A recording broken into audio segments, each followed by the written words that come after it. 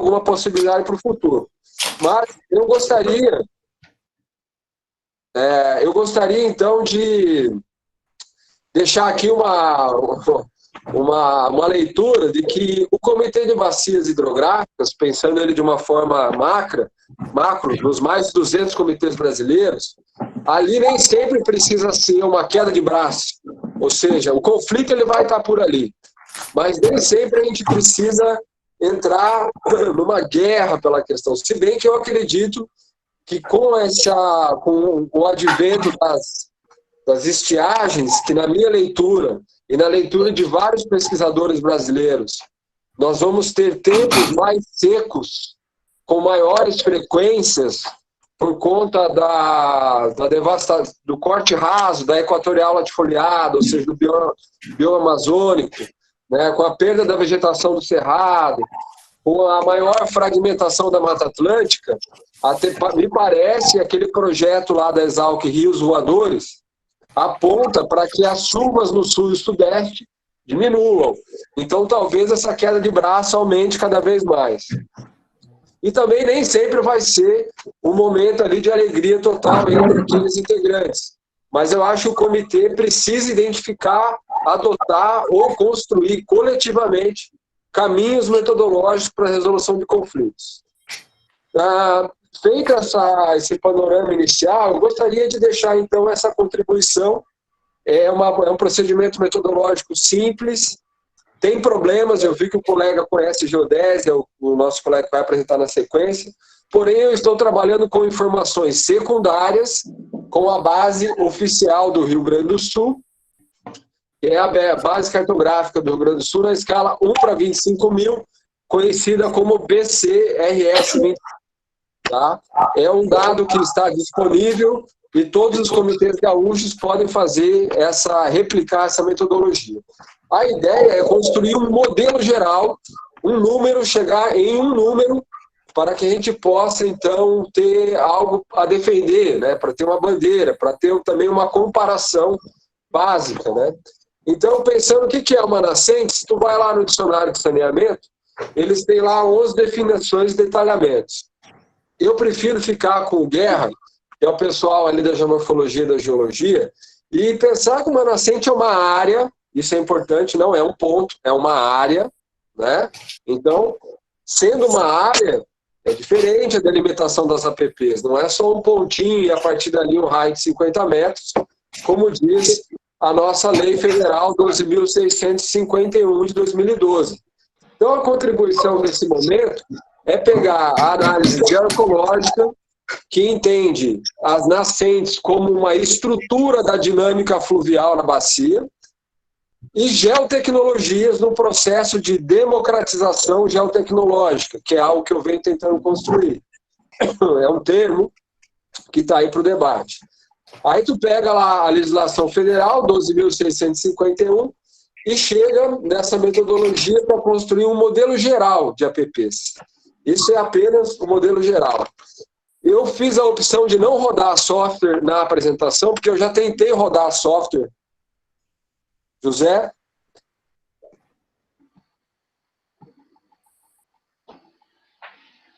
Sí, Joao, muchas gracias, Joao, por tu presentación.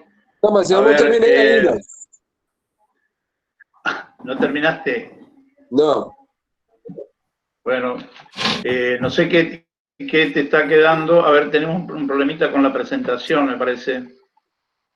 Pois é porque o senhor está apresentando a tua tela. Sí, a ver. Viu, João? A sua apresentação não estava aparecendo.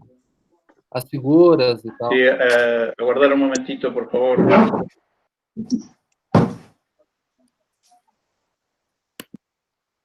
Para mim, parece que eu estou compartilhando a minha tela. Sí. Aguarda un momentito. Vocês conseguem ver a minha tela?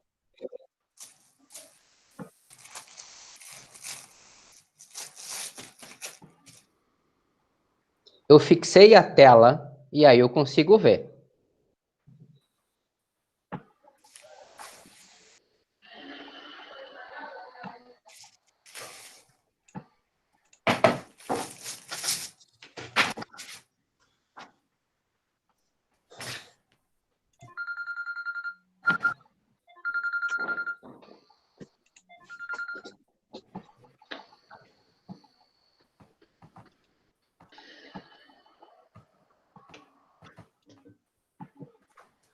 Vocês conseguem ver a minha tela? Estoy tratando de... Sim.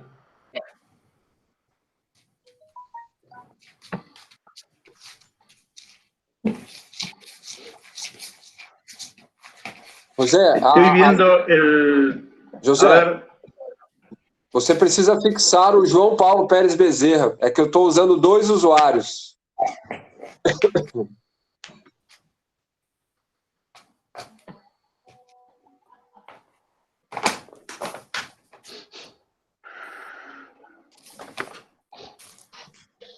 Bom, mas eu posso seguir, então, apenas falando para a gente dar sequência no evento, José. por favor. Para aqueles que conseguem, então, ver a minha tela.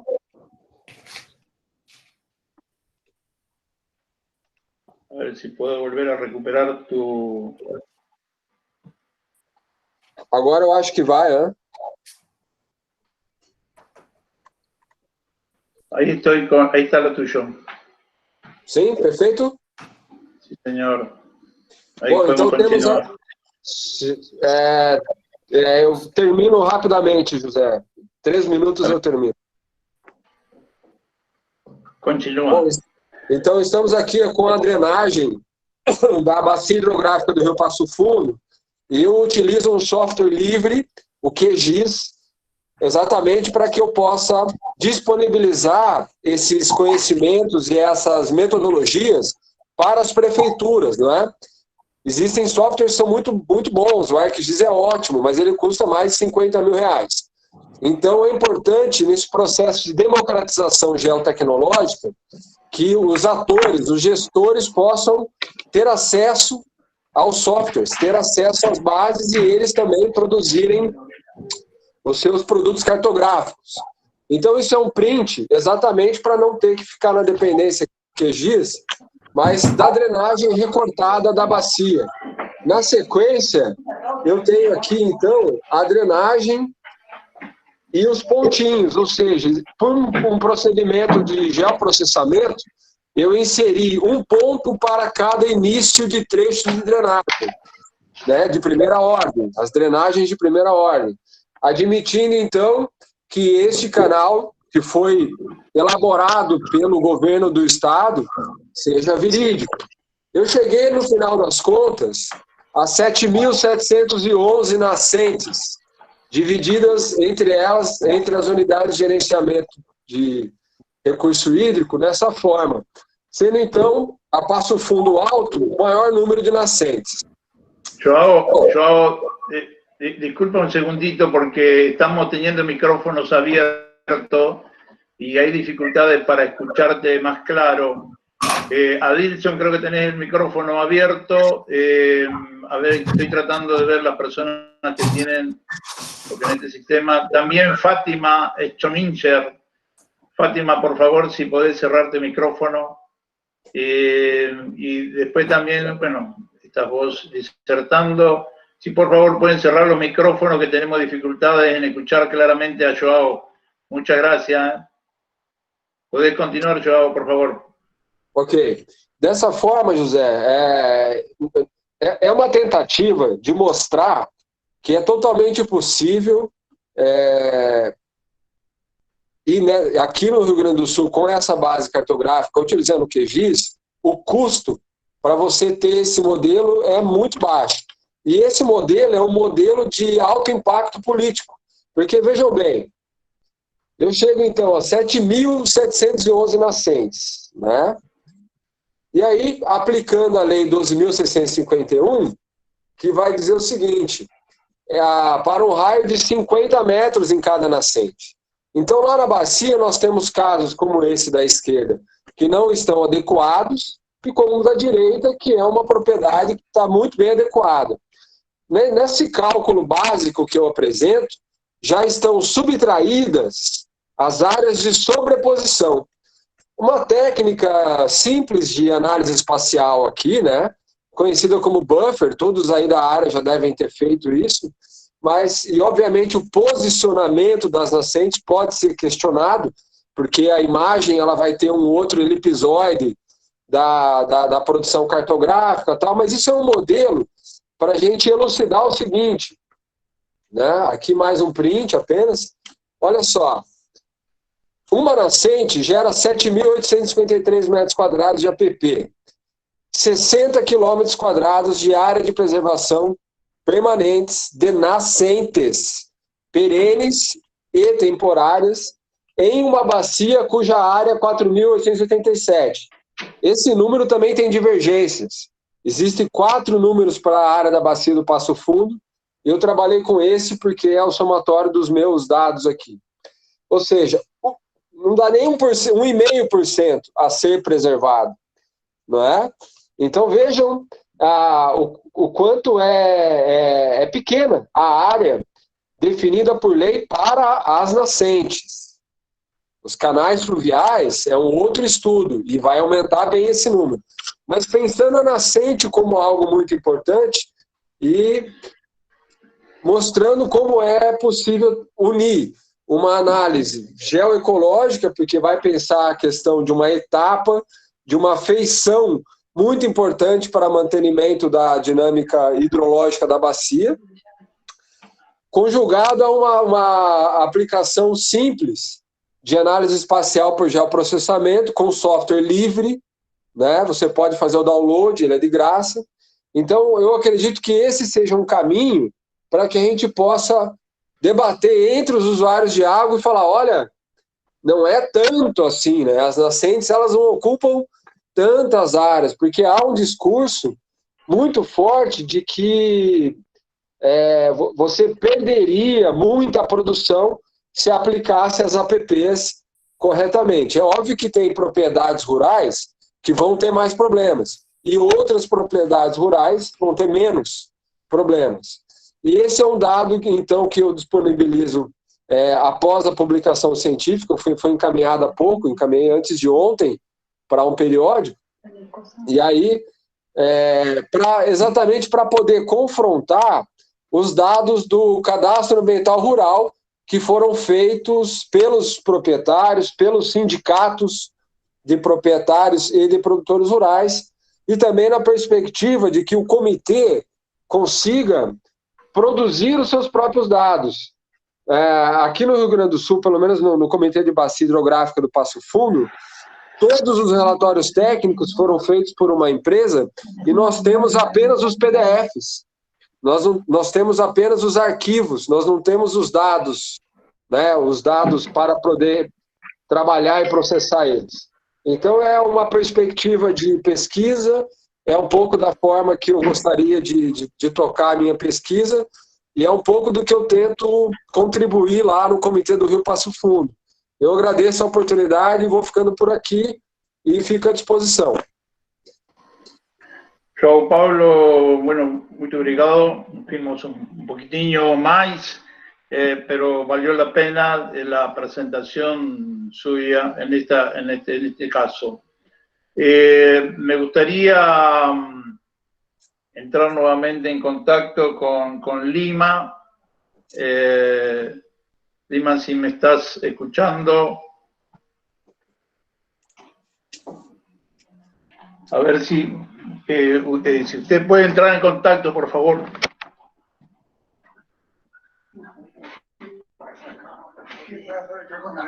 Por favor, tengo una reunión.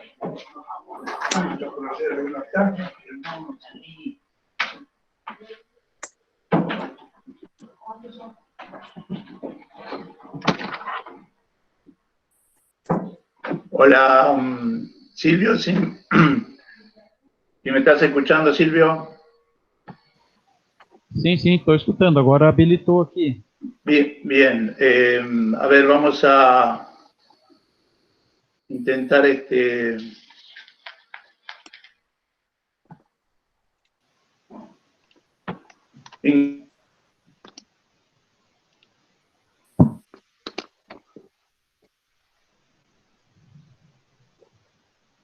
Já estou fazendo a habilitação aqui da compartilhamento.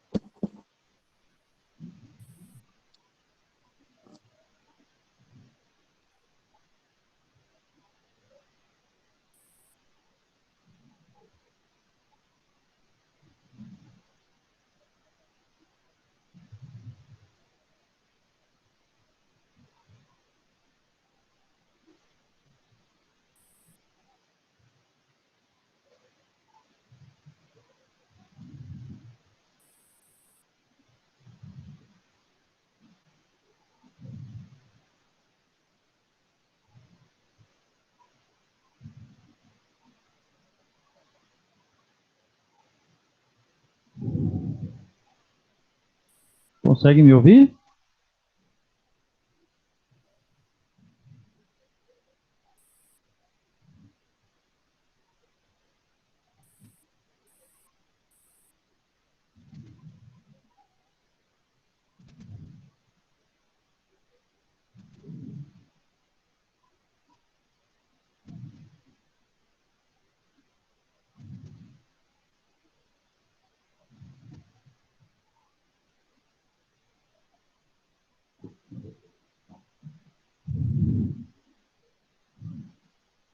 Estou tentando aqui encontrar aqui a janela para apresentar.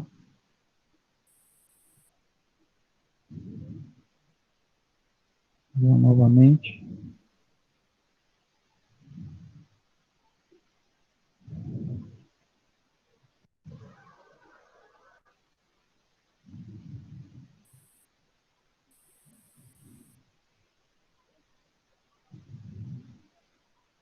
Conseguem ver a apresentação?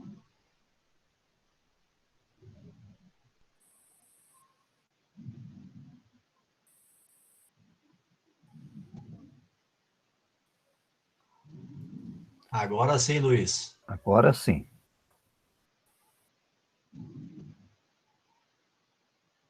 Conseguem ver aí? Sim. Ah, Está ok. Sim. tá certo. Então, qualquer problema, por favor, vocês avisem, tá certo? Eu vou falando aqui, considerando que vocês estão conseguindo acompanhar. Pode ser? O som também está bom, viu, Luiz? Bom, então, pessoal,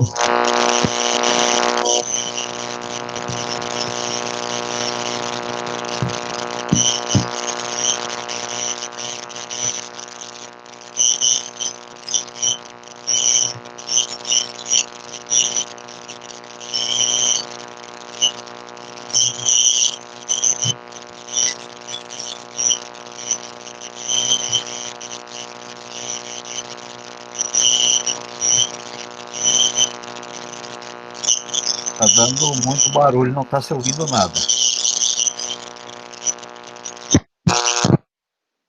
e agora? Ahora ahí estamos bien. Agora está limpo. Ah, tá certo. Ahora está bien. Estou batendo no fio aqui. Então, vamos lá. Bem, então, inicialmente, fazer um contexto a respeito do estado de Santa Catarina e das vertentes hidrográficas que nós temos. Não sei, conseguem ver o ponteiro do mouse? Ahí está saliendo bien, Silvio. Vamos adelante, por favor. Certo. Então, aqui nós temos a vertente atlântica, aqui nós temos a vertente do interior, né, que contribui, então, para o rio Uruguai, que faz a divisa entre o estado de Santa Catarina e o estado do Rio Grande do Sul.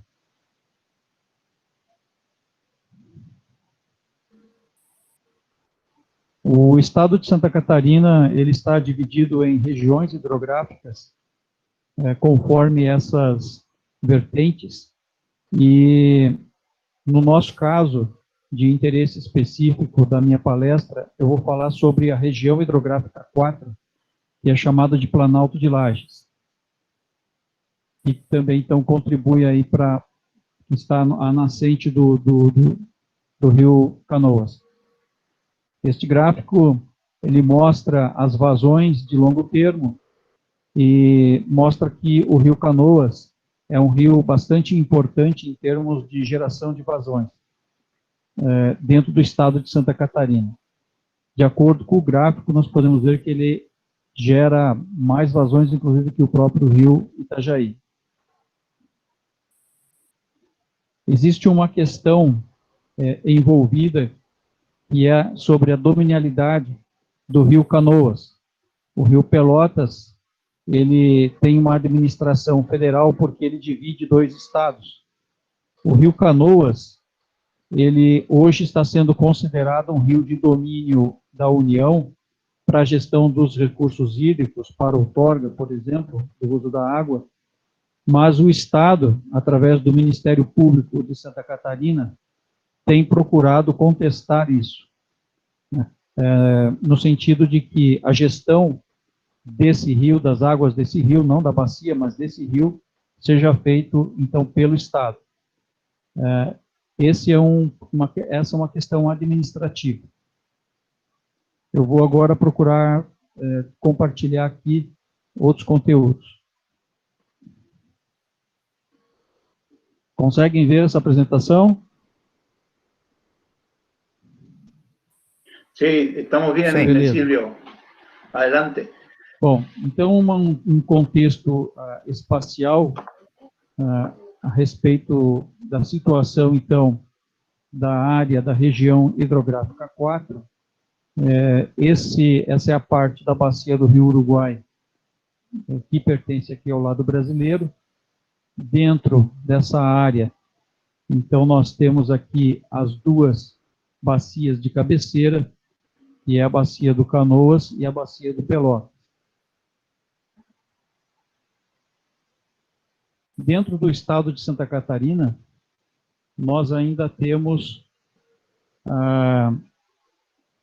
agora que foi incluído como área de abrangência do Comitê da Bacia, que antes não tinha, foi incluída essa parte aqui, que é a vertente catarinense da bacia do Rio Pelotas. Então, recentemente, o estado de Santa Catarina incluiu, né, na área de abrangência do Comitê da Bacia do Canoas, que é esta bacia que está aqui, incluiu essa vertente aqui, que não havia.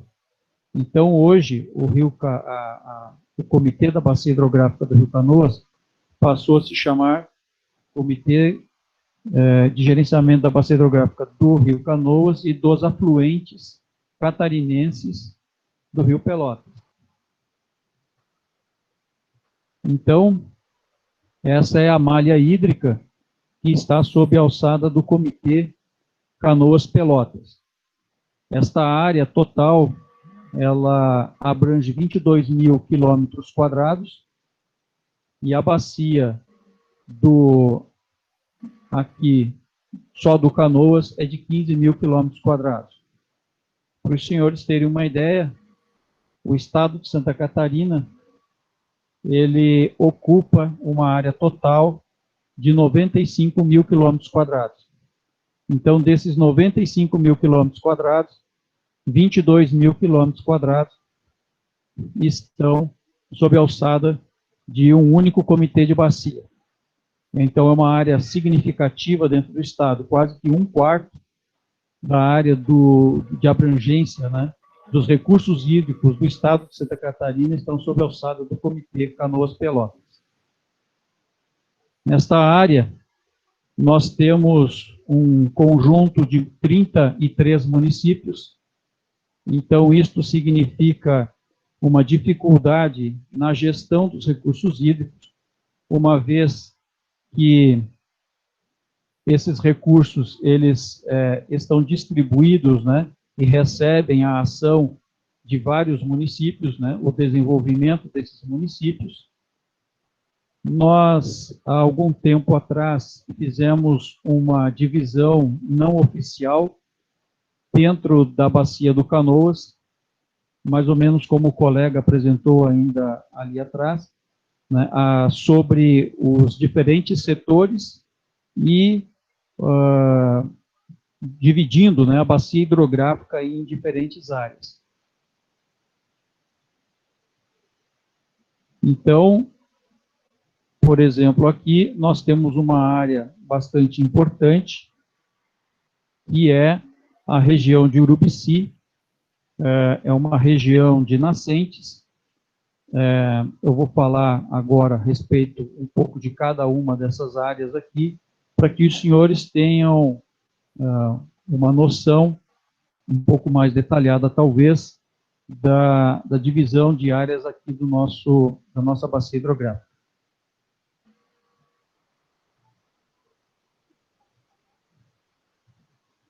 Só para confirmar, estão enxergando a tela? Estamos bien, Silvio, estamos bien. Ok. A frente, a frente. Muito bem. Então, aqui vocês podem observar um aspecto importante da posição do rio Canoas em relação em relação ao relevo. Então, é uma região bastante acidentada. Temos aqui um vale, que é a região de Urubici. Aqui nós temos agricultura, temos cidade. Um aspecto com relação ao problema que isso acontece é quanto à qualidade da água. Essa região, eu vou habilitar aqui os setores, para vocês verem. Então, isso aqui a gente chama de setor 1. Esse setor 1, nós já fizemos vários estudos, temos... Não, é Adriano Lampassi. Ele me dio cerveza e me disse, bueno, pagame vos las cuotas e eu tenho que tocar só. Neste setor, nós temos vários estudos realizados, temos algumas dissertações de mestrado e alguns artigos que depois, no final, se der tempo, eu mostro para vocês. Um aspecto que nós podemos destacar a respeito dessa área é que ela é uma área relativamente bem preservada, conforme vocês podem ver aqui na imagem. Temos presença de montanhas e temos presença de vegetação nativa. Nessa região, nós temos o que se chamam de campos de altitude. Essa bacia, ela tem uma importância, essa área tem uma importância muito grande dentro da bacia do Rio Uruguai, porque, de acordo com os nossos estudos, essa bacia, ela gera bastante escoamento superficial e principalmente escoamento subsuperficial. É quase que 50% um do outro, né? Quase que metade, né, do escoamento total é dividido em superficial e subsuperficial. A importância desse subsuperficial é porque ele não causa erosão. Isso faz com que a água chegue relativamente limpa até o rio principal. Também é uma área que nós já fizemos algumas análises de previsões de longo prazo e com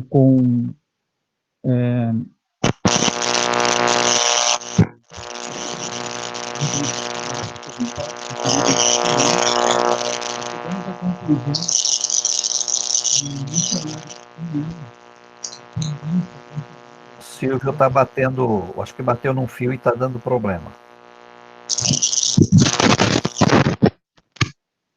Alô? Aí, agora está bom. Então, a tendência desta área é, inclusive, haver um aumento da disponibilidade hídrica. Tá? Isso dentro de futuros centrados até 2100. Existe uma análise já que nós fizemos e utilizamos aí um modelo climático e um modelo hidrológico. Também aplicamos aqui estudos com o modelo SWAT, que é um modelo hidrológico bastante completo. Ele nos informou aqui como que acontece, inclusive, a recarga do lençol nessa região.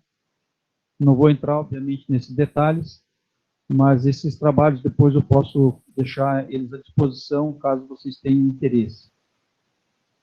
Então, essa bacia, nós chegamos à conclusão de que essa área de cabeceira ela é de extrema relevância dentro do contexto da bacia, justamente porque ela é uma região relativamente bem preservada. Dentro da estrutura da paisagem, conforme falou o nosso colega, ela se classifica aí como uma highland, né, como uma terra alta, como uma bacia de terra alta. Então, ela merece aí uma atenção bastante especial do ponto de vista da preservação. Bom, uma outra bacia que nós podemos destacar aqui para vocês é essa bacia aqui. Essa bacia é a bacia do Rio Caveiras. conforme vocês podem ver, ela tem um peso bastante grande na representação espacial da área de coleta, e essa bacia, ela é importante no contexto, principalmente por causa do núcleo urbano aqui da cidade de Lages, onde nós estamos, aqui falando para vocês. Esta cidade, ela tem 2 rios urbanos, e esses 2 rios urbanos, eles desaguam nesses 2 pontos. Desaguam aqui e aqui. Bem, o rio Caveiras, ele é um rio de águas limpas, de águas límpidas, de excelente qualidade. Aqui nós temos, nessa posição, o ponto de captação de água para a cidade. Essa área que vocês estão vendo aqui, que eu estou tentando circular, é uma área de mais ou menos 250 quilômetros quadrados. Nesse momento de crise hídrica que nós estamos enfrentando agora, para vocês terem uma ideia, esse rio aqui quase secou nesse ponto. Semana passada nós tivemos uma chuva aí de mais ou menos 20, 30 milímetros. No contexto de vários rios, isso não fez diferença. Porém, como a área de captação aqui é uma área bastante grande, o volume geral é grande. Então, houve um pequeno acréscimo aqui na altura de lâmina de água, que fez com que nós pudéssemos respirar um pouco tranquilos aqui com relação à captação de água. Então, mostra a importância, a experiência que nós estamos tendo nesse momento, de se preservar as nascentes, de se preservar a bacia hidrográfica, de se fazer um uso racional da bacia hidrográfica, para que haja o processo de infiltração e de percolação e de alimentação dos lençóis e dos aquíferos, para que nós tenhamos sempre essa reserva subterrânea para momentos de crise hídrica como esse que nós estamos vivendo e que nós não sabemos se vamos voltar a enfrentar novamente, uma vez que já faz alguns anos que nós estamos em processo de déficit hídrico dentro do balanço hídrico, apesar das chuvas estarem mal distribuídas no tempo. Temos volume, mas não temos distribuição. Além desse problema de captação, problema de disponibilidade de água para alimentar uma cidade aqui de 150, 160 mil habitantes, nós temos um problema, passamos a ter um problema muito sério, e isso deve estar acontecendo com quase todos nós aqui que estamos no sul vivendo essa escassez, a questão da qualidade da água. Então, como o volume de escoamento é pequeno, então isso faz com que as cargas poluidoras, né, sejam altas, as concentrações passem a ser altas, apesar, né, muitas vezes a carga não ter mudado, mas a concentração muda. Então, daqui para frente, né, esse ponto aqui, esse rio, daqui para frente o rio praticamente é quase que um esgoto. Hoje, se você for percorrer aqui o rio urbano, ele, apesar da chuva, né, tirando a chuva, mas nós estávamos praticamente aqui apenas com escoamento de esgoto. E esse caso, ele é amenizado um pouco com relação ao resto da bacia do Rio Uruguai, porque nós temos logo abaixo aqui uma barragem. Eu já fiz um trabalho aqui em 2008 de monitoramento da qualidade da água ao longo de todo o Rio Caveiras, e daqui para frente dessa barragem, a qualidade da água tende a melhorar. Há uma recuperação do oxigênio dissolvido e também, inclusive, uma diminuição dos poluentes. A conclusão que a gente chegou no trabalho é que boa parte disso está represado aqui nessa represa. Essa represa é uma represa de uma PCH. Aliás, uma das características de toda essa região é que ela tem um potencial hídrico de geração energética bastante grande. Ao longo do rio Canoas, nós temos algumas hidrelétricas, inclusive grandes, né, assim como aqui no rio Pelotas, mas também nós temos, em toda a bacia, em toda a região hidrográfica, nós temos várias pequenas centrais hidrelétricas. muitas dessas centrais, algumas, inclusive, não estão nem gerando mais energia. Inclusive, até mesmo essas barragens grandes que nós temos aqui, mais perto da foz, que não estão gerando energia já há algum tempo, em função dessa escassez hídrica. Bem, então essa é uma característica importante dessa bacia aqui do Rio Caveiras, né? Bom, quando nós vamos então aqui para essa parte de cima da bacia, né, região de Fraiburgo, Curitibanos, Lebon Regis, Santa Cecília, etc., essa região também nós já fizemos vários estudos sobre ela. Temos aqui tese de doutorado, temos dissertação de mestrado, temos análise aqui, artigos publicados, e o que eu posso dizer para os senhores a respeito dessa região? Diferentemente das outras regiões, essa é uma região bastante antropizada. O rio, deixa eu colocar aqui, aqui é o rio, agora me fugiu o nome dele, mas nós temos uma característica importante. Na margem direita, que é esse lado aqui, temos uma agricultura bastante intensiva. Temos bastante agricultura. E uma tese de doutorado que nós trabalhamos agora há pouco tempo, nós chegamos a uma... Marombas, obrigado. Nós chegamos a uma conclusão bastante importante aqui, baseando-se num estudo de 1980 para cá, e utilizando o modelo SWAT, e trabalhando com os sedimentos na água do Marombas. E nessa tese de doutorado, nós chegamos à conclusão que, a partir da década de 80, quando, na verdade, final de 80, início de 90, houve uma implementação bastante significativa de práticas conservacionistas nessa região. Até então havia agricultura convencional, e nessa região, então, começou-se a implantar principalmente a prática do plantio direto. E essa prática de plantio direto, ela tem vários princípios, né? Não vou me ater em detalhes a respeito disso, mas é uma prática que tende a aumentar a taxa de infiltração de água no solo, diminuir a taxa de escoamento superficial e, por consequência, a concentração de sedimentos na água.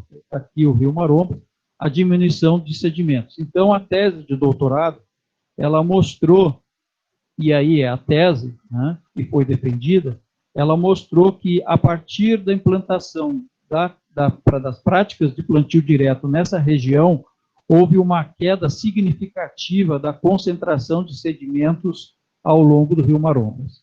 Até então, essa informação ela era desconhecida. E passamos a ter essa informação da importância de se adotar práticas sustentáveis, né, de uso mínimo da terra ou de revolvimento mínimo da terra.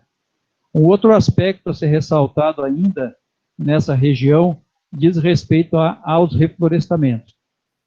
Então, essa bacia, ela tem também uma porcentagem bastante grande de reflorestamentos, e com relação à questão hídrica, hoje essa região, em função dessa crise hídrica, essa região está enfrentando seríssimos problemas de abastecimento. A companhia de abastecimento ela está tendo que recorrer, inclusive, a buscar água nos açudes das propriedades rurais. Então, esse é um aspecto que, inclusive, não se pensava muito, né, até então, né, onde buscar água, porque a maioria pensa em buscar água subterrânea. Mas hoje, de imediato, quem está ajudando no fornecimento de água são muitas fazendas, né? Outro aspecto importante a ser destacado, isso acontece principalmente nessa região que nós estamos colocando aqui, é que nas regiões de cabeceira de bacia hidrográfica, justamente onde estão as nascentes, os rios, eles são rios, como falou o colega, rios de primeira, segunda ordem. Esses rios, na verdade, não dá nem para chamar como rios, dá para se dizer que eles são córregos.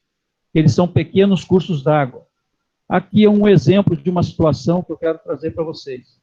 Aqui é a cidade de Fraiburgo. Essa região é uma região agrícola muito famosa pela produção de maçãs. Então, temos muitos pomares aqui nessa região de Fraiburgo. Conforme vocês podem ver, Fraiburgo é uma cidade que fica próximo ao divisor de águas.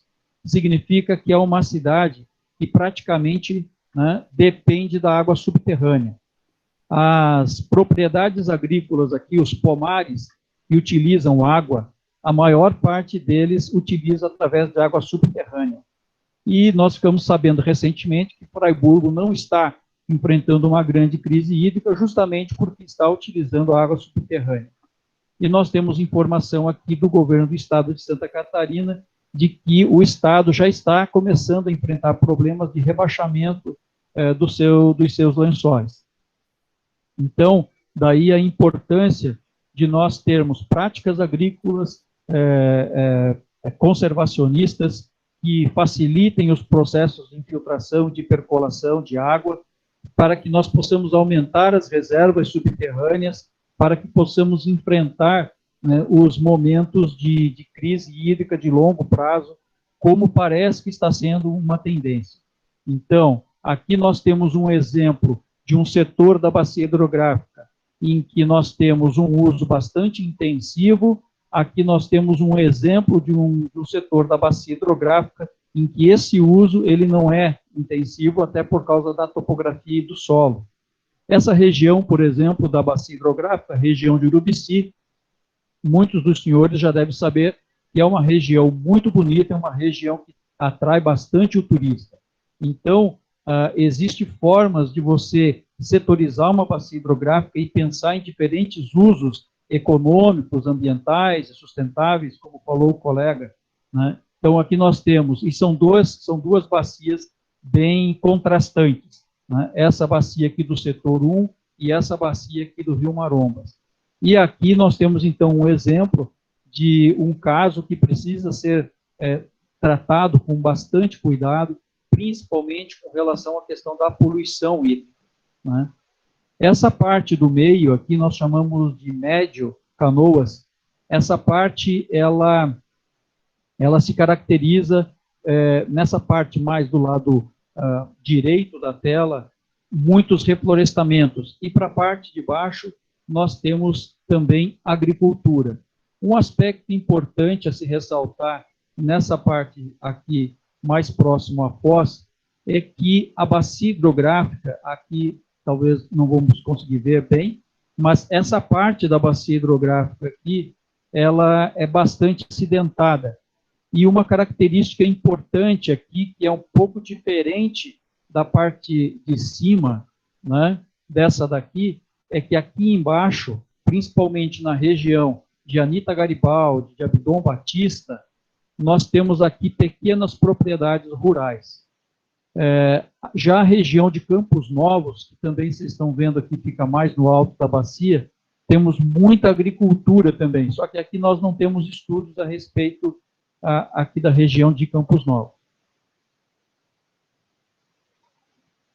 Bom, em linhas gerais, era isso que eu gostaria de mostrar para vocês, fazer alguns comentários, só que procurar aqui falar alguma coisinha também aqui sobre essa parte do Pelotas. Nós não nos dedicamos muito, apesar de nós já termos trabalhos aqui feitos do Pelotas, só que não são de nível de dissertações e de tese. Temos aqui trabalhos acadêmicos realizados, mas aqui a bacia do Rio Pelotas, o que a gente pode destacar é essa região de Bom Jardim da Serra, né? Essa região também é uma região bastante bem preservada, né? Temos aqui o Parque Nacional de São Joaquim, que engloba toda essa região, é uma região de nascente bem importante. Inclusive, esse ponto Silvio, aqui... disculpa un momentinho, si podemos ir redondeando, por favor. Então, já estou concluindo, né? Então, era isso que eu tinha apresentado aos senhores. Muito obrigado pela atenção. Bueno, es muy importante esta parte que nos ha descrito Silvio, tenemos una particularidad ahí en la zona, justamente que él estaba comentando del Parque San Joaquín, que es donde están las nacientes del río Pelota. Es un parque, creo que es un parque federal, y las nacientes están protegidas, a diferencia de nacientes del río Canoas, que digamos no están resguardadas por un parque, sino que tengo entendido que son aún hoy por hoy todavía tierras que están, digamos, privadas, si no me equivoco. Silvio, bueno, muchas gracias, muy obrigado por su participación. Y vamos a proseguir ahora con, teníamos, ya vamos un momentito, si me permiten,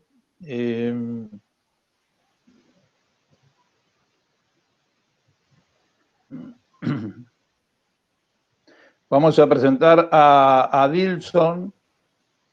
Ya quiero referirme a Adilson desde, él nos va a decir si está en Santa Rosa, si está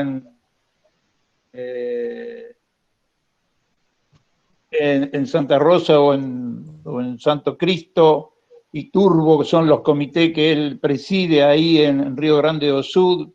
Si nos estás escuchando, Adilson, Joao Stephen, te damos ingreso para que tú puedas hablar sobre la temática de hoy.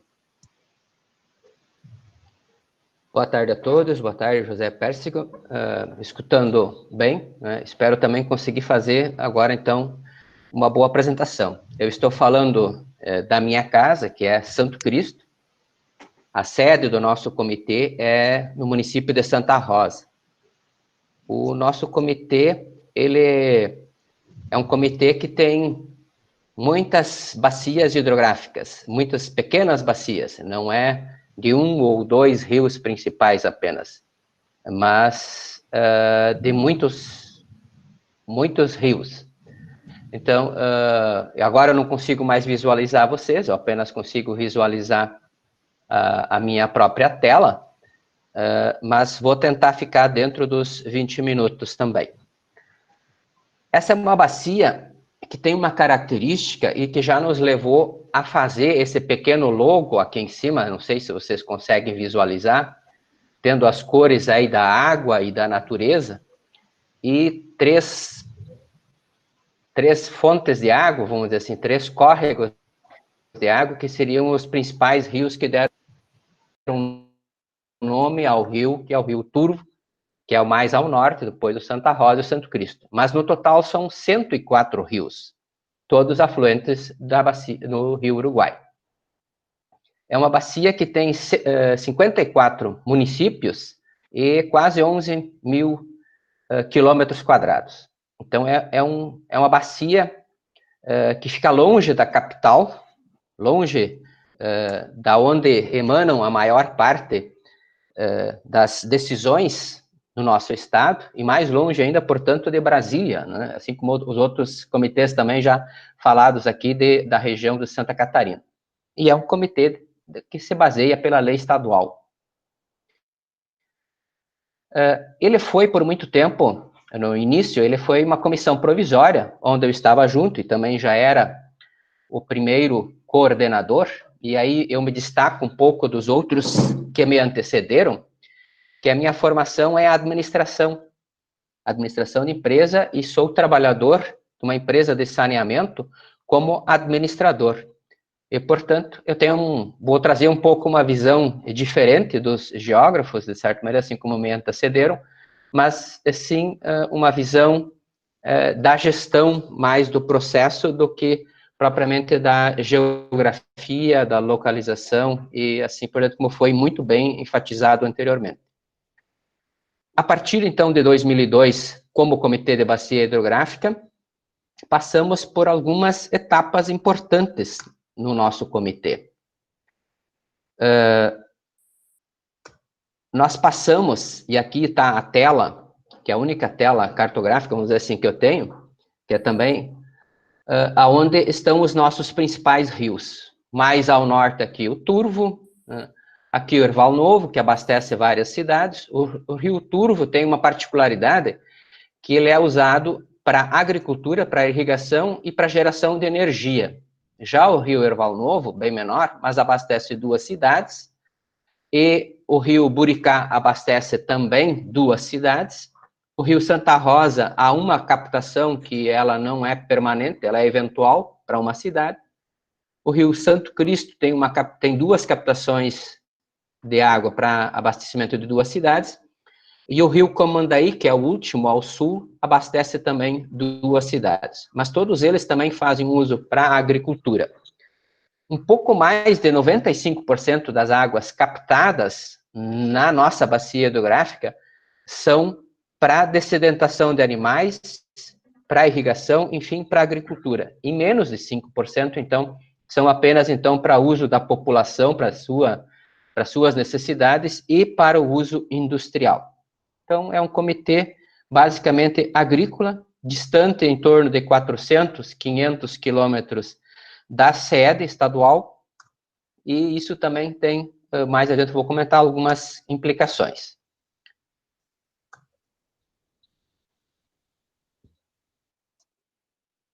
Como já foi falado anteriormente, então, os comitês de bacia no Brasil e no Rio Grande do Sul, eles são divididos em 40% dos usuários da água, 40% dos representantes da população da bacia. Eu, no caso, estou dentro da representação da população, porque eu represento os técnicos científicos, os técnicos de nível superior, e 20% de órgãos públicos federais e estaduais. Isso já foi enfatizado anteriormente, então não vou ficar repetindo. O que ele é o comitê? Ele é um órgão deliberativo, amparado em lei, tanto federal quanto estadual, tem como funções discutir e deliberar sobre os assuntos de interesse comum aos diversos usos da água, né? Já citei antes vários usos. O comitê reunido define as prioridades e as intervenções necessárias à gestão integrada de uma bacia. Nós já conseguimos fazer alguns desses pontos e outros estão pendentes. Nós temos no plano de bacia, que são 3 fases, nós chegamos plenamente a executar a primeira e a segunda, e parcialmente a terceira fase. Então, a gente, como foi falado anteriormente, estamos com deficiência, o Estado está deixando de investir nisso, então estamos com algumas dificuldades nesse sentido.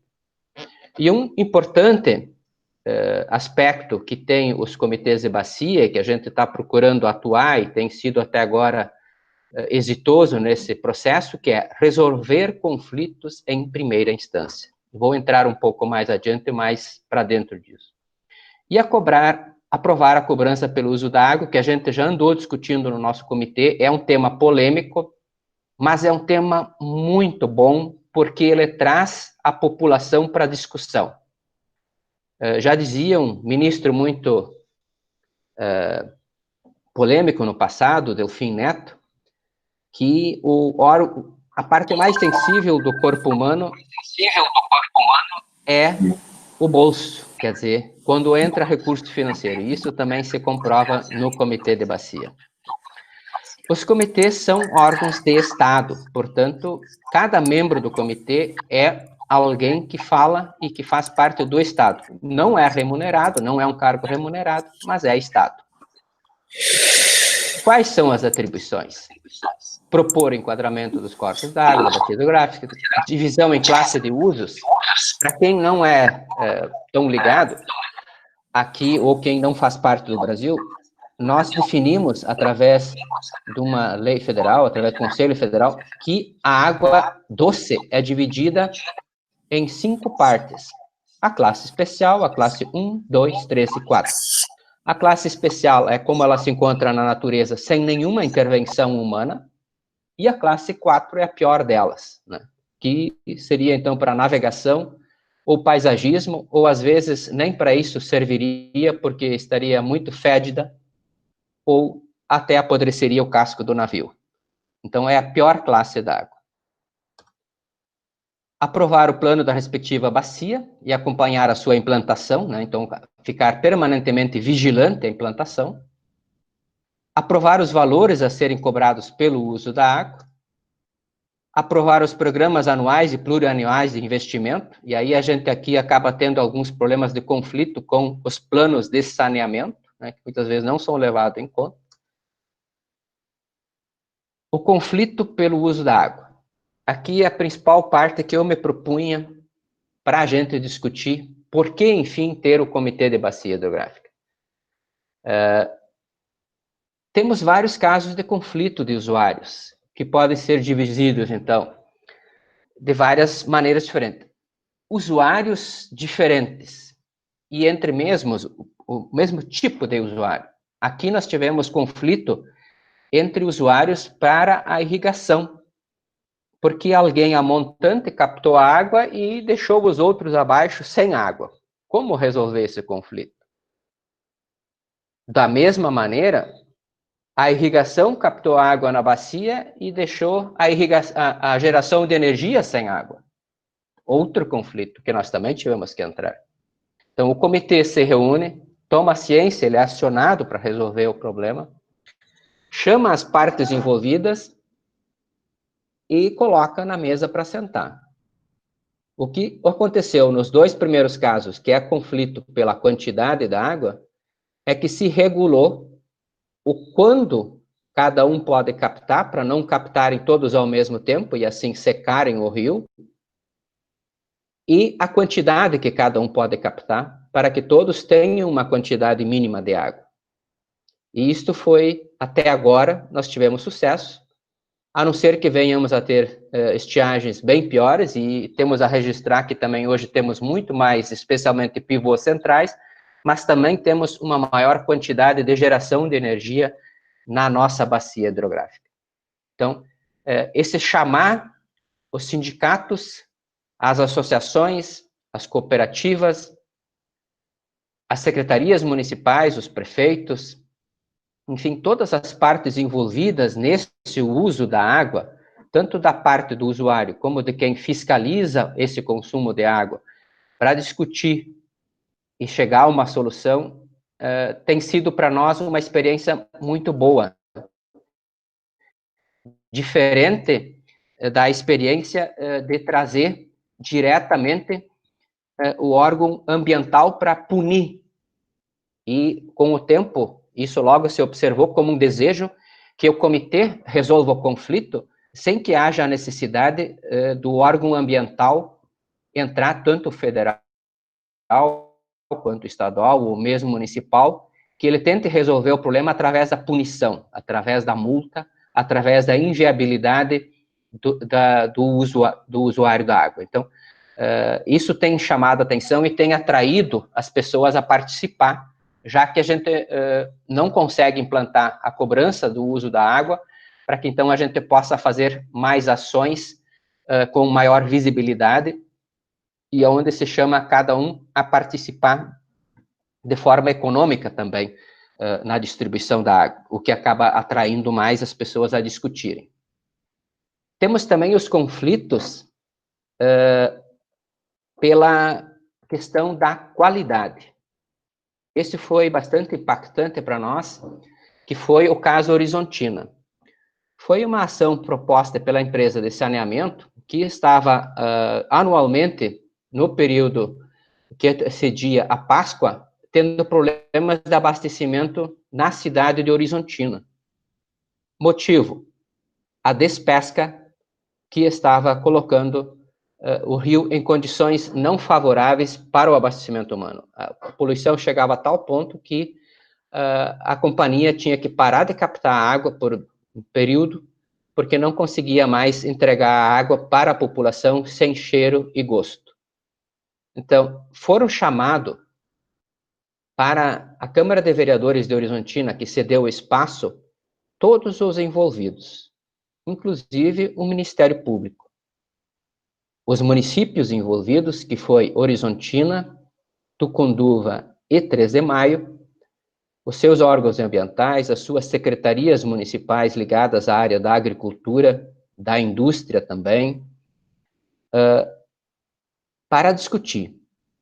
Dessa discussão, ocorreram alguns conhecimentos, ou conhecer-se entre si, e as sugestões dadas e, a partir daí, a tomada de decisão, o que fazer e quem vai fazer.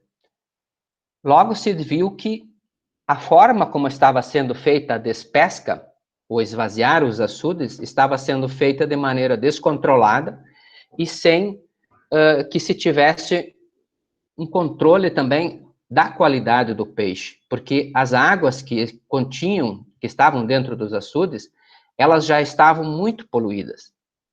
Então, a partir desse debate, dessa tomada de ciência por parte dos agricultores, a Emater, que é o nosso órgão aqui, que dá assistência aos agricultores, e os sindicatos, eles começaram a ver, e isso foi confirmado através de fotos usadas pelo Google, que esses açudes já estavam poluídos e, portanto, trazendo prejuízos aos próprios peixes. Então, foi regrado e foi passado a fiscalizar também a quantidade de peixes e a oxigenação das águas e a forma de largar essa água, que deveria ser feita de maneira mais lenta, não muito rápido, para não escoar todo o lodo do fundo desses açudes.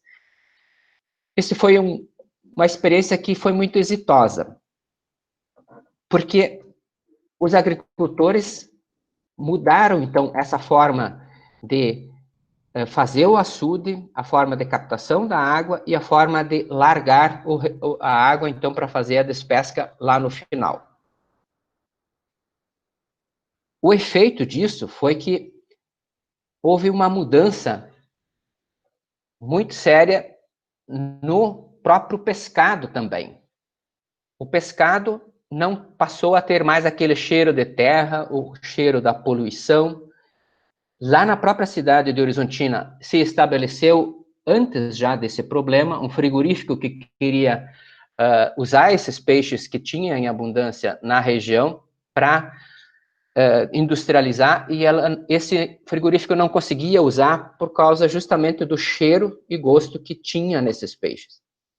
A partir do momento que houve essa mudança do comportamento dos agricultores na forma de como cuidar do açude e dos peixes, eles passaram a ter clientes cativos, que passaram a desejar o seu pescado porque sabiam a qualidade que eles estavam recebendo, e não houve mais o problema ambiental, e não houve mais o problema do abastecimento na cidade de Horizontina. Então, o resultado foi bastante positivo, trazendo, então, vários elogios, e, a partir daí, se levou mais a sério dentro do comitê o uso do comitê para resolver conflitos em primeira instância. O comitê tem alguns problemas, alguns desafios. O governo deixou de financiar. As continuidades dos planos de bacia, e que são muito necessárias, também estagnou. O comitê não é mais financiado, cada um é bastante um trabalho voluntário, mesmo por parte de pessoas físicas, ou mesmo por parte de empresas, porque não está mais entrando o recurso que antes vinha e que agora não está tendo, então isso acabou parando o trabalho do comitê de bacia. Conseguir manter o comitê, há usuários contrários à implantação do comitê, porque eles temem a cobrança somente. Eles veem só o fator de que eu vou ter que pagar, e não veem o outro lado, que é os benefícios que vai trazer, que é a garantia de ter água quando mais vai precisar. Tanto pode ser na qualidade, como pode ser também na quantidade de água. Então, há um outro problema que a gente vê na distância aqui da gente, que é o medo de perder o poder por parte do executivo, que está longe do comitê de bacia, e também da parte dos legislativo, que é a nossa Assembleia Legislativa, quando vão perder poder, quando eles não vão ser mais a parte principal no trato das ações necessárias para evitar problemas entre os usuários e junto à população. Em função do tempo, eu vou passar, então, agora a exibir algumas poucas fotos das características dos nossos rios. Como eu falei antes, tem muitas cascatas, muitas cachoeiras, né? Essa aqui é uma foto do rio Santa Rosa, Essa aqui é uma foto também do rio Santa Rosa, junto a um balneário. Em Catuípe, o rio Comandaí, que fica bem ao sul. Rio também da cascata do Comandaí. No rio Santa Rosa. Comandaí. Rio Turvo, bem ao norte. Pode-se ver que as águas aí são mais barrentas. É o que dá origem ao nome do rio. Rio Turvo. É o rio mais caudaloso que nós temos. Rio Santa Rosa, pode-se ver também aí uma certa presença de poluição e a falta de mata ciliar. O Rio Turvo, lá em Tenente Portela, próximo à ponte. Aqui, uma foto da nossa reserva do Salto do Yucumã, compartilhado aí entre Brasil e Argentina. Uma foto, novamente, de uma cascata do Rio Santa Rosa. Outra foto de uma cascata do Rio Santa Rosa. E, novamente, do Rio Turvo. Aqui é uma reserva natural, é um local dentro do Parque Estadual do Turvo, onde represa a água. E essa aqui é minha apresentação. Assim, com um pouco mais de 20 minutos, eu gostaria de agradecer a atenção de vocês, me colocar à disposição para mais outros debates, né? Podem entrar em contato também por via WhatsApp, ou mesmo por e-mail que está aí colocado, ou mesmo através do chat que aí está. Assim, eu agradeço a atenção dos senhores. Bueno, Adilson, muchas gracias. Muito obrigado por su participación del Comité Santo Cristo, Santa Rosa y Río Turvo. Vamos ahora, por último, a escuchar experiencia en gestión de conflicto para el uso del agua del río Quaraí. Está en el límite entre Brasil y Uruguay. Y está Ivo Gregorio Lima Warner. Ivo, si me estás escuchando, es un ingeniero agrónomo con fuerte énfasis en lo que es la parte agropecuaria y de pastagens, como dice acá. Y bueno, te escuchamos a vos, Ivo. Sim, José. Bueno, José, te escuto. Acredito que todos estejam vendo a minha tela. Me confirmam que eu agora já não vejo mais o retorno de vocês. Tudo tranquilo. Sim? Estamos escuchándote Sí. bien y estamos viendo las imágenes, así que adelante con tu exposición. Bueno, primeiro agradecer a ti, agradecer ali ao pessoal da União Parlamentar do Mercosul por essa oportunidade de mostrar um pouco a nossa experiência aí do Comitê do Rio Quaraí, né? Eu aprendi há muito tempo que, como na América do Sul todos falam e só nós falamos, e como eu também sou transfronteiriço, como o nosso rio, eu vou pedir perdão aos meus pares aí brasileiros aí, mas vou procurar, como os slides todos estão em português, eu vou procurar tocar em espanhol a charla para que mais ou menos pueda ir um pouco mais rápido também. O sea, fui medio rápido todo, voy a dar una énfasis bastante diferente de los que me han antecedido, o sea, hablar en una parte un poco más filosófica de todo ese tema y de cómo nosotros vemos todo eso. O sea, acá un poco solo para hablar y decir y todo que el ser humano, ¿no? Es la única especie, el único ser que está presente prácticamente en todos los ambientes del planeta, ¿no? Eso sigue, entonces no voy a perder mucho tiempo en eso. Y esto pasa principalmente porque nosotros tenemos la habilidad, ¿no?, de modificar los ambientes. O sea, nosotros cuando entramos en un ambiente, y a eso llamamos de desarrollo. A isso chamamos de desenvolvimento, ou seja, nós chegamos modificamos o ambiente para o nosso próprio conforto, né? Portanto, essas modificações do ambiente, esses cambios que hacemos no ambiente, são coisas que são parte de nós. Y además de eso, y no tiene mucho a ver, pero sí tiene a ver, nosotros también somos la única especie, bueno, no me rodó acá, la única especie que genera basura, que genera residuos, y que esos residuos por lo general quedan en el ambiente a mucho más tiempo que nosotros. Y bueno, y la cuenca, o sea, vacía, ¿no? La cuenca nos conecta, o sea, hace la conexión entre todos nosotros. O sea, lo que yo hago hoy de bueno o de malo es compartido por otras personas que están en esa cuenca, por lo general hasta hacia abajo. Entonces, la importancia de esa relación y lo que nosotros hacemos como seres humanos, como especie en ese territorio, es importante. Es importante tanto que el Papa Francisco, y bueno, y hay una infinidad de preocupaciones en el mundo a nivel nacional y a nivel internacional sobre el problema del agua, ¿no?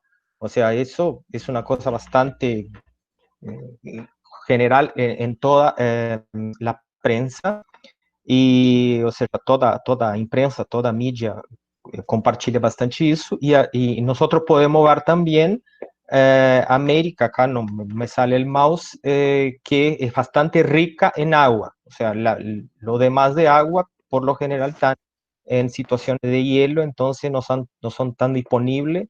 O sea, es un recurso que para nosotros es bastante disponible, por eso hasta no tenemos toda la maturidad de reconocer la importancia que él tiene a veces para nosotros, ¿no? Y bueno, y las personas por lo general, ¿no? Las personas, el cine, todo, nosotros vivimos en un momento que se ha tratado mucho de todo ese tema de medio ambiente, de cambio climático, de escasez, y bueno, y todavía más ahora en todo ese problema, en toda esa situación del coronavirus, porque eso queda bien claro que para el ambiente no existen fronteras, para el ambiente no existen límites, ¿no? Esos límites políticos que nosotros establecemos, para el ambiente eso no pasa. Entonces eso nosotros compartimos, lo que pasa con unos se comparte en muchas situaciones con todos los otros, ¿no? Y no es posible pensar, o sea, cómo modificamos los ambientes, cómo nosotros alteramos todo para nuestra vida, para nuestro desarrollo, para nuestro desenvolvimiento. No se puede pensar también en agua si no se piensa en lo que nosotros generamos para el ambiente. O sea, es imposible pensar que vamos a tener una agua buena si también no paramos de ensuciarla. Entonces, la gestión de recursos hídricos o la gestión de cuencas también tiene que pasar por una gestión del territorio, de lo que hacemos en el territorio. Muchas veces se hace un hincapié y se da una énfasis muy grande también en la parte agrícola, agropecuaria, que también tiene sus problemas, pero si olvidamos también mucho de toda esa situación que pasa en las ciudades. Brasil, por ejemplo, la gran mayoría de los ríos, el principal problema de contaminación viene de la parte de esgoto doméstico, de los efluentes urbanos, o sea, de los vertidos urbanos. Entonces, o sea, mi interés es un poco hablar con ustedes sobre toda esa parte de esa interacción con el medio, ¿no? Nosotros con el medio, y en la parte de educación ambiental, ¿no? Por eso fue muy interesante e importante todos los que me antecedieron, o sea, con toda esa visión geográfica, pero voy a hacer una comparación, porque eso nos pasa a nosotros en el tema de gestión. Es el desafío y las fallas que tenemos en la parte de educación. ¿Por qué? Porque, o sea, se puso como educación ambiental una cosa importante, y es importante, es indispensable, pero no se sabe bien cómo hacer, se han colocado esa misión en la parte de las escuelas, los liceos, o sea, toda parte educacional, mas la gran realidad, y eso voy a pasar, es que no se ha tratado de este tema de medio ambiente como una manera, como una forma madura, como una forma que nosotros seres humanos estamos presentes y bueno, y nosotros tenemos que de alguna manera trabajar en esos cambios, ¿no? Entonces, y sobre todo, el espacio para hacer una educación ambiental o para hacer gestión es el espacio da Bacia, el espacio de la cuenca, ¿no? Que es un espacio para la resolución de esos problemas, ¿no? Y, y eso es lo más importante, o sea, muchas veces, ¿y por qué traigo el tema de la educación? Porque a veces la educación, o sea, a veces no, siempre, por lo general, la educación tiene aquella mirada más ecológica, más de cómo todo tendría que ser, cómo todo debería volver al pasado, a cómo éramos felices, a cómo todo debería ser, pero eso no es una realidad concreta en el mundo que vivimos, en el mundo que tenemos que tener desarrollo, que tenemos que tener, o sea, toda esa presencia del ser humano cambia el ambiente. Y eso llamamos de gestión. El tema es que tanto gestión como educación andan en rutas paralelas y necesitamos hacer que se haga una conversa un poco más junta. Y a eso llamamos de la política, o sea, tenemos que hacer una política o que los políticos puedan hacer ese hilo de ligaciones, ese juntar de ideas para que la educación, que son los que votan y muchas veces ponen presión en los políticos, pero los políticos quieren muchas veces hacer leyes que definen una idea de sociedad o de ambiente que no existe más, y por otro lado necesitamos de desarrollo. Entonces el desafío es hacer que esas partes se conversen un poco más y que nos sigan en ese camino que tenemos la gestión por un lado y la educación por otro, y que esas ideas, esas propuestas no caminan en conjunto, ¿no? Y para solucionar eso, para solucionar toda esa demanda de la sociedad, esa visión de la sociedad, nuestros países, o por lo menos Brasil, tiene políticas muy adelantadas, muy complejas, pero son políticas que nosotros llamamos de políticas de comando y control. O sea, son políticas de Estado donde la gente que vive en el territorio muchas veces no participa, y cuando no se participa y por otro lado no se entiende porque no tenemos esa educación que aclare eso, las cosas se tornan, o sea, es el camino para el conflicto, es el camino para los problemas. Y eso todavía pasa de una manera mucho más importante en una cuenca, en una bacia transfronteriza, o sea, que comparte leyes, ordenamiento territorial que son determinados por Porto Alegre, en el caso a 600 kilómetros, en el caso de las leyes estaduales, y por Brasilia a 2.400 kilómetros, en el caso de las leyes federales, que es la que rigen el río, el cauce, o leito do río que divide dos países. ¿Ah? Pero ¿qué cuenca entonces estamos hablando? La cuenca del río Cuarém queda bien en el sur, allí en rojo, en vermelho, bem no sul do rio, no oeste do Rio Grande do Sul, tá? Es una de las cuencas transfronterizas, de las muchas cuencas transfronterizas de Brasil, ¿no? Y bueno, básicamente no es una cuenca grande, hay 4 municipios de Río Grande y un departamento de Uruguay, donde la cuenca es 44% de Brasil y 55% de Uruguay. Por lo general, es una cuenca bastante agropecuaria, hay esas ciudades, las ciudades están en el margen del río, y tiene un comportamiento hidrológico bastante interesante por cómo hay suelos superficiales, muy superficiales de roca basáltica. El escurrimiento superficial cuando llueve es muy intenso y justo el río tiene una pendiente fuerte y que llega hasta la ciudad. Entonces, cuando hay precipitaciones en la parte alta de la cuenca, las ciudades sufren mucho con crecientes y bueno, y ni decir también en situaciones de sequía, porque es un río que tiene un escorrimiento superficial tanto a nivel de cuenca como a nivel de cauce, através do leito também muito forte, tá?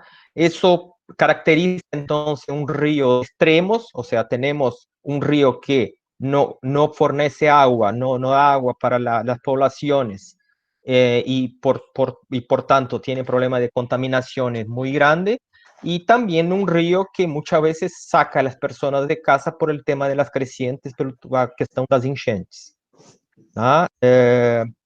Para eso, para resolver todo ese problema, allá atrás, en 91, fue construido un acuerdo de cooperación.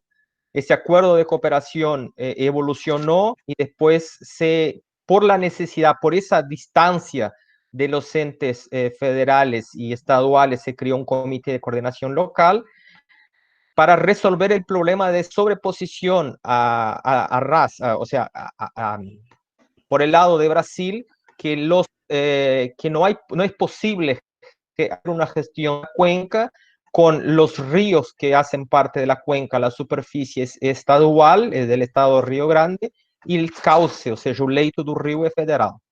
Entonces, el formato que teníamos era un formato así, teníamos un estado que cuidaba y no cuidaba porque no había en ese momento un comité de cuenca, y un río federal que tenía alguien ahí, un comité de coordinación local que era responsable por el río, por el cauce, por el leito, mas não era responsável pela bacia como um todo, ou seja, impossível gestionar.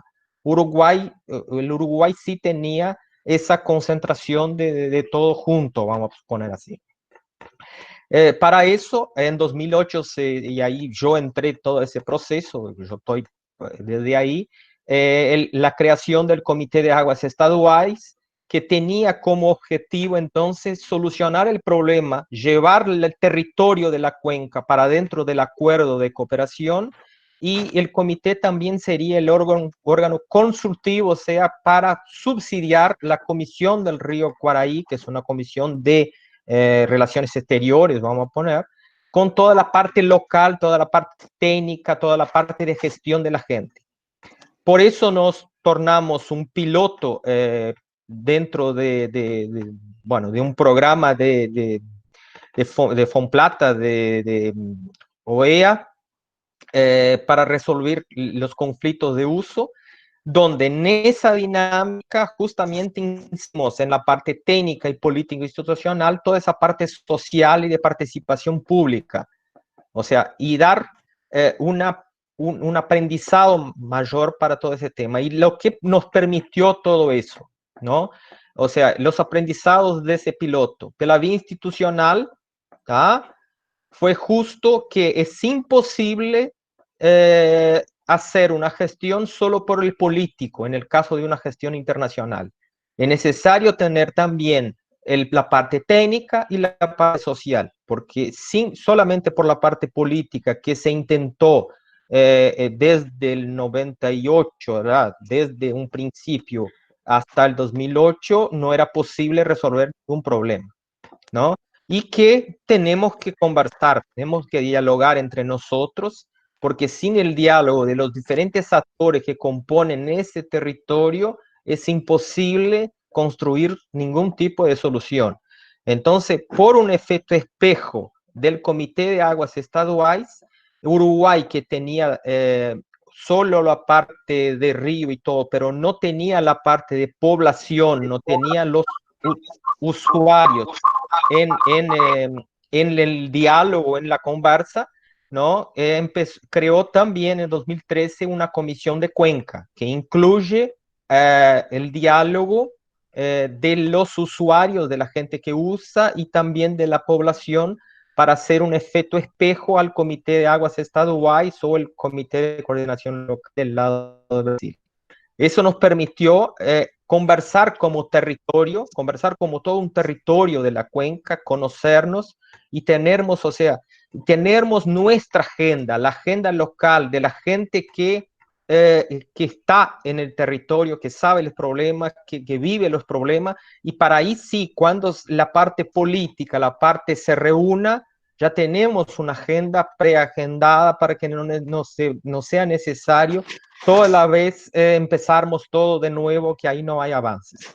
O sea, pensar que la gestión compartida, ¿no? Que la gestión compartida es como una orquesta, ¿no? Que cada país tiene sus instrumentos ¿cuáles? Sus instrumentos legales, sus instrumentos institucionales, pero tenemos que tener siempre un maestro, o sea, algún momento en que una u otra parte, una u otra margen pueda juntar esos instrumentos para que podamos todos tocar de los dos lados la misma música.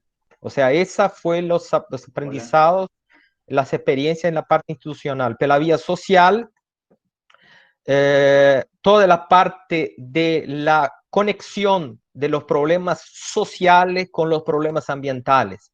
Ahí tenemos un problema causado por un problema social que pasa en Uruguay, que é a necessidade dos areneros e ladrilheiros, ou seja, pessoas que fazem tijolos artesanais e que tiram areia do rio, né? Eles não têm um licenciamento, uma permissão, e provoca danos ambientais ao rio e alguma parte tipo de assoreamento.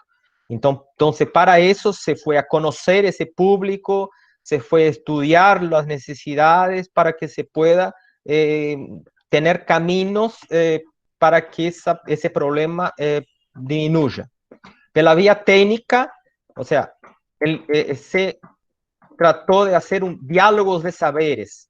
Diálogo de saberes es los especialistas, las universidades, la gente que estudia, ¿no? Bajando hacia el territorio, bajando na región para entender cómo las cosas pasan. Y pasan muchas cosas que a veces no nos damos cuenta, como por ejemplo en el río Uruguay, en el río Quaraí, las épocas de defeso, a época de veda, de una especie como el dorado son diferentes, o sea, en cada margen del río se puede o no pescar, la ley dice, pero los peces son el mismo, el tamaño de los peces son diferentes, o sea, son cosas que hablando con la gente, hablando con los que están en el problema, ahora estamos con un problema enorme en el río Uruguay de sobrepesca, hay gente viniendo de otras ciudades y pescando y aprovechando que los ríos están bastante secos. El comité ya hizo bastante diligencia en ese sentido. Entonces son problemas que escuchando a la gente, que los locales sí tienen la posibilidad de aportar bastante para todo eso, ¿no? Y por otro lado, toda la parte de comunicación y educación, o sea, que la gente, hicimos cursos binacionales de proyectos de educación ambiental, eso generó proyectos bastante importantes de la parte de huertas orgánicas, de reciclaje, de entender los catadores, la gente que junta el material como gente que teníamos que poner a nuestro lado para que ayudasen en toda parte con los areneros y todo, o sea, hacer que la gente entienda y que no el Estado va con la mano fuerte, multa y todo, y sí que la gente entienda cuál es el papel que estamos haciendo, qué tendríamos que hacer, o sea, empezar a que la educación y la gestión trabajen juntas, ¿no? O sea, eso fue un poco lo que aprendimos, que nosotros tenemos que parar de cada uno hacer fuerza para un lado y sí trabajarnos juntos, ¿no? O sea, y nuestra sociedad ha cambiado mucho. Y ese cambio también tiene llevado a la gente que está lejos en las ciudades una visión, aquella visión que la educación ambiental las entrega, que la visión que no podemos hacer nada, que todo tenemos que mantener como era antiguamente, no sé qué más, pero eso tiene costo. O sea, ese estudio y ese tipo de información de que lo que hacemos tiene consecuencia para el medio y que nuestro desarrollo, cuanto más queremos desarrollarnos, alguien tiene que hacer algo. Por eso es una cosa importante de hacer el cambio, y por eso el diálogo entre la gestión y la educación son cosas muy importantes. Y para eso, y para que eso pase, nosotros por lo general trabajamos siempre en proyectos. O sea, el proyecto es algo que empieza y termina. Entonces vamos al territorio, empezamos un proyecto, tiene tiempo para terminar, terminó, nadie más habla nada, cada uno se va a su casa y todo, y la cosa muere. Tenemos que cambiar los proyectos por programas, o sea, algo que sea, y que los proyectos se enganchen en un programa que es un vuelo de más largo plazo para resolver los problemas, ¿no? Entonces, siempre lo que aprendemos es el diálogo siempre permanente como una forma de conocernos, conocer y resolver los problemas, ¿no? Y también la cuenca vacía como un territorio, como un espacio, como el lugar para que podamos hacer eso, hacer este estudio con la base local. A veces la gente de escuela, a veces estamos estudiando en nuestro bioma pampa, con ganado, con todo, estamos estudiando la preservación de Amazonia. No es que no sea importante, pero tenemos que conocer y valorar también nuestro territorio, ¿no? Y para eso también el comité de publicaciones, todo en ese sentido, para que también la parte educativa del Estado, de nuestra región, tenga material para poder trabajar. Entonces, nuestros próximos desafíos son justamente eso, o sea, que podamos aprender a compartir y juntar nuestro desarrollo con la naturaleza y todo lo que estamos. Me pasé un poquito, José, bueno, es eso. Ivo, muchas gracias. Bueno, hemos aquí, digamos, llegado a lo que era la última presentación, con algunas dificultades. Hemos avanzado en el inicio, por eso hemos tenido algunas demoras. Y también lo que pasa es que los temas son muy interesantes. Cada uno de los trabajos que hacen los comités, como en este caso lo que visualizamos a través del comité Canoas, con la presentación de Silvio, y también en su momento con Joao Pablo, con el tema del comité de Santa Rosa, los varios ríos que abarcan, la gobernanza de cada uno de ellos, este tema que vos puntualizabas también sobre la necesidad de dialogar con todos los componentes que tienen que ver con el río, lo que nos decía Adilson, ¿no? Sobre los conflictos, cómo salir adelante con todo lo que es en cada región, cada uno de los rubros, ¿no? que más trabajan, en este caso el agropecuario. Todo esto nos lleva, digamos, a tener una visión de los trabajos que van haciendo cada uno de los comités. En el viernes próximo, sexta-feira, vamos a tener los comités, más que nada los de Santa Catarina, hablando de lo que está pasando con las consecuencias de las sequías. Pero básicamente, ¿qué es lo que digo? La base de todo esto, y de tanta riqueza en conocimiento, en estudio, en proyecto, la sintetizo en una palabra que es la base de la Unión de Parlamentarios del Mercosur, es la integración, la bendita integración, ¿no? Muchas veces hemos dado un ejemplo muy sencillo, hay una veda del Dorado para un país y para el otro no, ¿no? Y eso es como que cuando lo he ido charlando, conversando, sucede no solo sucede en Argentina con Uruguay o Argentina con Brasil, bueno, y en la parte del Alto Uruguay. Necesitamos ir afianzando o avanzar en la integración y básicamente es lo que intentamos desde la Unión de Parlamentarios del Mercosur con este foro que venimos desde el 2010. Yo estuve mirando así un poquito, viendo así algunas preguntas, no sé si los que fueron expositores, estuvieron viendo algunas reflexiones con respecto al agua subterránea y las zonas de recarga y el rol que cumplen las aguas superficiales en ese sentido. Por ahí es un tema que nos vamos a abarcar mucho más en este caso en la tercera jornada. Pero bueno, no sé si alguno de los que expusieron vieron alguna consulta o quieren decir algo. Le dejo el micrófono abierto a Silvio, a Adilson, a João Pablo e a Ivo. Eu quero agradecer a oportunidade. A gente quer participar mais de uma integração maior, né? Nós não podemos ficar apenas na nossa visão, e isto já foi aprovado dentro do nosso comitê, de que a gente só faça ação local. E nós nos entendemos como uma grande região, né? Nós temos no nosso subsolo o aquífero Guarani, que nos une também, além da grande bacia do Uruguai, do Plata, aliás, e dentro dele a bacia do Uruguai, e entendemos como necessário uma maior integração para que a gente consiga colher melhores resultados.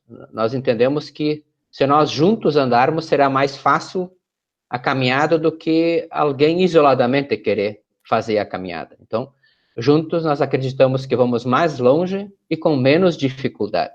Então, por isso, o nosso comitê aposta numa integração, numa criação, inclusive, de um comitê maior, que seria o Comitê do Uruguai, talvez num primeiro momento só do lado brasileiro, mas, se possível, também um comitê, assim como foi exemplarmente colocado, um comitê binacional, e no caso aqui até trinacional, envolvendo os 3 países aqui da bacia do Uruguai. Bien, Adilson, no sé, una de las cosas que les quiero decir es que las personas están pidiendo si pueden contar con las exposiciones que han hecho. En todo caso, les solicito en ese sentido, si es posible, que envíen para la UPM, para los correos que hemos estado trabajando, con el mail que hemos estado trabajando, los trabajos que han presentado. ¿Alguna otra acotación? Silvio, Ivo, João. Silvio. Tengo un ruido con tu micrófono, Silvio. E agora? Agora sim, agora sim. Tá bom. Agradecer a oportunidade, e é muito importante esse evento num momento como esse. É um momento em que nós estamos vivendo uma seca como um desastre hidrológico. Não se trata de uma escassez. Tecnicamente, isso hoje, pelo Código de Defesa Civil do Brasil, se classifica como uma seca. E eu vejo que os comitês de bacia, eles têm hoje uma oportunidade muito importante de se estar colocando nesse cenário. Hoje, o que a gente percebe aqui em Santa Catarina é que a impressão que se tem é que o Estado está tomando a frente das decisões, está tratando o problema da seca como um problema administrativo, tem tomado suas providências de Estado, e os comitês de bacia estão tendo um papel secundário nessa situação.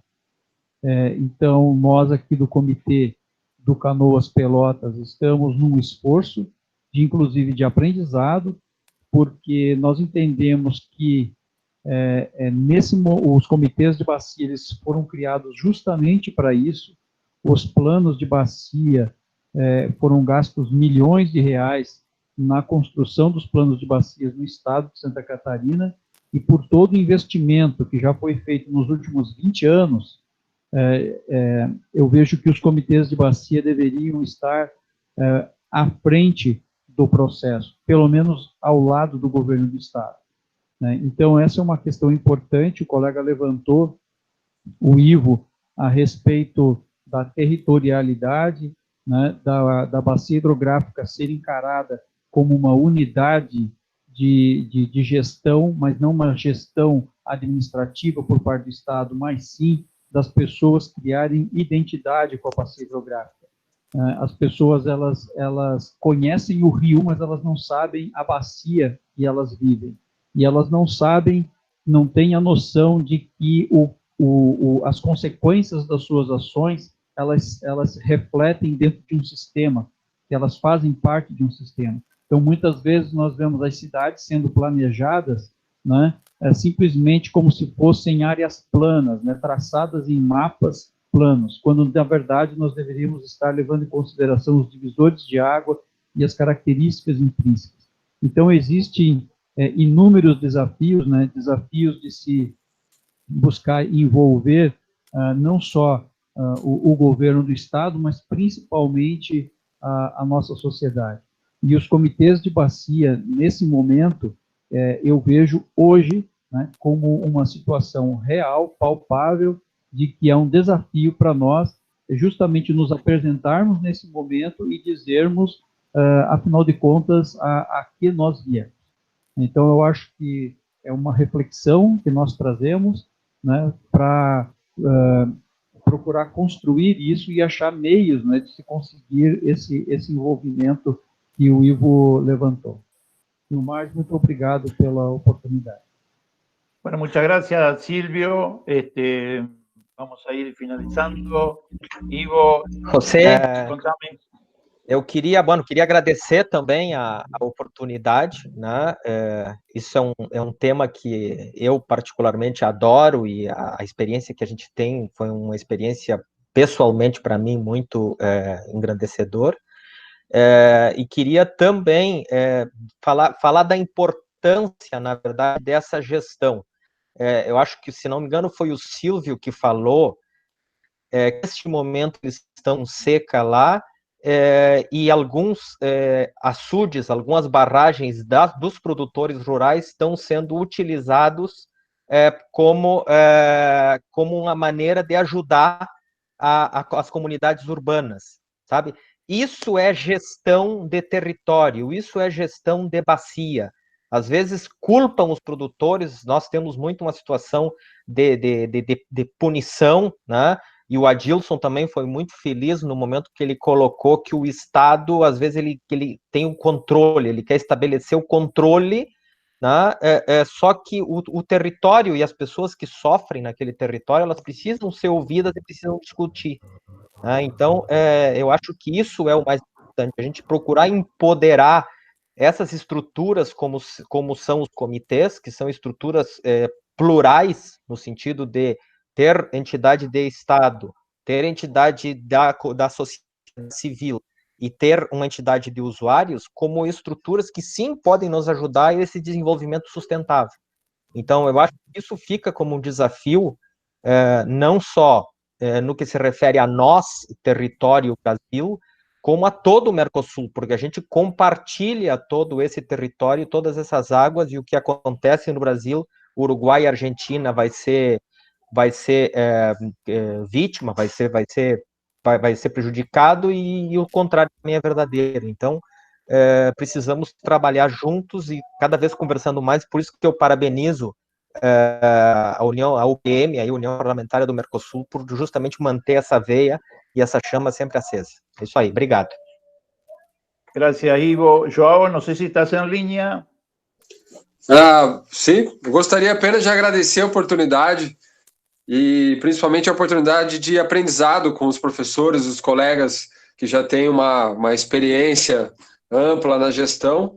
Fiquei aqui atentamente aprendendo com vocês e parabéns pelos trabalhos desenvolvidos nos seus comitês.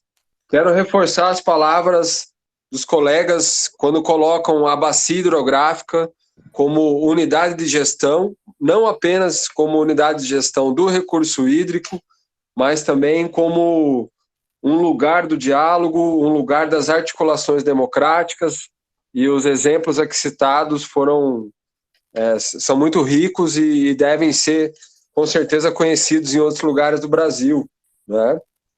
Como para poder tentar replicar essas experiências. Quero lembrar também da importância das geotecnologias nesse processo. programas de geoprocessamento, de sistemas de informação geográfica, eles viabilizam participação social na medida que nós podemos construir informações com mapeamento participativo, né? Tem muitas experiências no Brasil, acho que os comitês de bacia também, quase todos eles fazem isso no seu diagnóstico, nos seus relatórios básicos, mas eu acredito muito nesse potencial. E, novamente, agradecer à União Parlamentar pela oportunidade e reforçar que a Universidade Federal Fronteira Sul, aqui de Erechim, fica à disposição, né? E dizer também aqui que eu vou procurar pelos colegas professores e tal, para que a gente possa estreitar o diálogo em possíveis parcerias futuras. Valeu, obrigado. Muy bien, João Paulo, muito obrigado por você. Por ahí Alejandro Minigosi me dice, Garrucho, trabajar en una legislación trinacional para la cuenca hidrográfica, sin lugar a dudas. Y bueno, muchos agradecimientos, le agradezco a todos los que han estado presentes. Y una última reflexión como para ir cerrando, ¿no? Y nos vamos a dar cuenta en la medida en que vayan avanzando las conferencias, cada una de las jornadas. Me ha tocado recorrer casi de punta a punta el río Uruguay y uno encuentra los árboles de la araucaria, los pinos, los eucaliptos y tantas especies que tiene en el recorrido del río Uruguay y que tenemos que cuidar y que corren riesgo de ser depredadas. Pero ¿qué es lo que digo, no? Lo que tenemos que intentar hacer el esfuerzo y hacia lo que tenemos que ir es a tratar de visualizar el bosque. Y el bosque es ver todo el río y ver toda la cuenca, ¿no? Y yo creo que es importante el hecho de ir juntando, ¿no? Todo lo que de alguna manera vienen volcando un esfuerzo para lo que es la conservación y un uso más racional de nuestros recursos, como son en este caso el río Uruguay, y después lo veremos también en el caso del acuífero guaraní. Yo desde mi parte los invito para el próximo viernes, 29 a las 14 horas, esperemos que sea el arranque más normal, estar presente para el próximo webinar. Y bueno, y a los que estamos dentro del WhatsApp de la expedición, los invito el domingo a las 19 horas. Así que por ahora, muchas gracias y nos estamos viendo. Muy agradecido por ustedes. Encerrando já, se é possível ainda, eu queria só passar um recado para o pessoal aqui de Curitibano, Santa Catarina, o Silvio aí, que é nosso colega, do Comitê Canoas, de Canoas Pelotas aqui de Curitiba, de Santa Catarina. Eu sou engenheiro civil e estou secretário executivo do Comitê Canoas Pelotas nesse momento. E agradeço aos produtores desse evento e os que participaram. E eu acho que foi muito importante para a gente ver alguma coisa sobre a experiência dos outros comitês, o que estão fazendo e como estão fazendo, para nós aprimorarmos e colocar em prática aqui em Santa Catarina, no Comitê Canoas. Eu quero dar parabéns a todos, aos organizadores, e um abraço a todos. Cheguei um pouco atrasado hoje, na próxima devo chegar em tempo. Bueno, muchas gracias. Muchas gracias. Estábamos, ahora no recuerdo el nombre, pero también siendo escuchados desde Panamá, y como le decía, ¿no? Había gente de Ecuador, de Colombia, de Perú, Canadá, España, inscriptos, no sé si no han podido seguir, uno no los llega a individualizar, pero bueno, muy, muy contento y muy satisfecho por lo que es poder avanzar en esta cuestión. Muchas gracias, les reitero a todos, muy obrigado, hasta la próxima. Valeu, obrigado, tchau, tchau.